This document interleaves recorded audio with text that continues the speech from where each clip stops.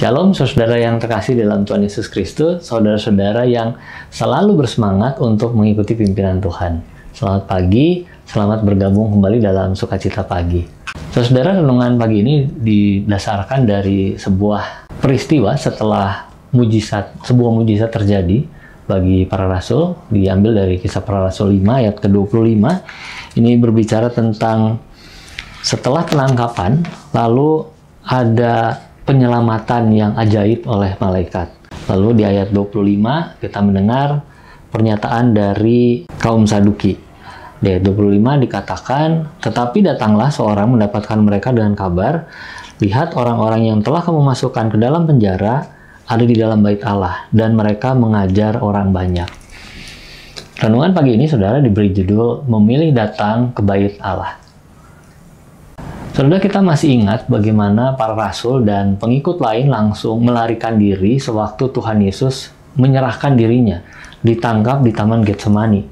Hanya Yohanes yang terus mengiring karena kenal dengan imam besar, dan Petrus yang berusaha menjaga jarak dari jarak jauh.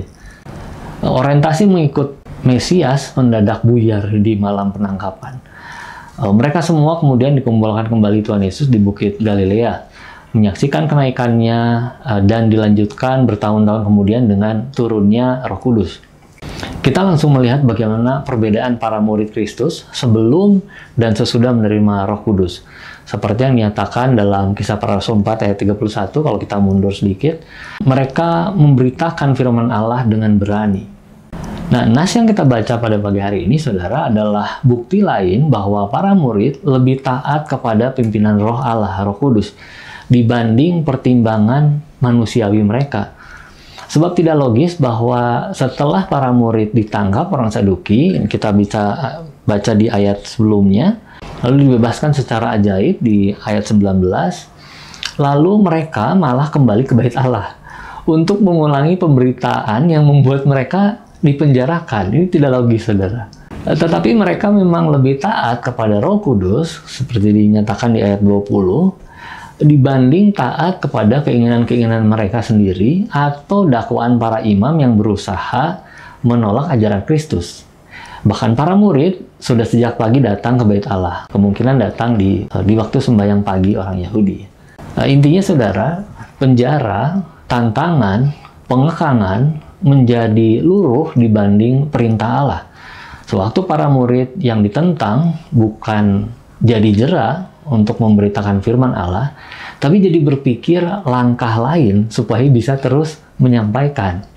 Dan Allah memang memberkati upaya-upaya mereka karena mereka mengikuti pimpinan Roh Kudus. Saudara, ini menjadi panggilan bagi kita semua pagi hari ini. Mari terus bersemangat hadir dalam pertemuan-pertemuan ibadah kita. Jangan menjauhkan diri dari pertemuan-pertemuan ibadah yang dinyatakan di Ibrani. Sebab ada rencana Tuhan dengan memperkenankan keamanan beribadah. Ada rencana Tuhan sewaktu memberikan kepada kita tempat ibadah yang layak. Mari tetap terlibat dalam rencana Tuhan. Mari kita berdoa, saudara. Bapa kami yang di surga, kami sungguh bersyukur Tuhan memberikan kepada kami keamanan untuk tempat beribadah juga yang bisa kami gunakan sampai sejauh ini. Wujudkanlah rencanamu melalui kami semua, Tuhan Yesus. Terima kasih Bapa, kami tidak lupa mendoakan saudara kami yang saat ini menghadapi tantangan ketika gerejanya tidak dibolehkan. Kami berdoa untuk mereka semua, Tuhan kuatkan, Tuhan berikan jalan keluar. Terima kasih Allah Bapa, kami menyerahkan seluruh doa ini dalam nama Tuhan Yesus. Amin. Damai sejahtera dari Tuhan Yesus Kristus menyertai.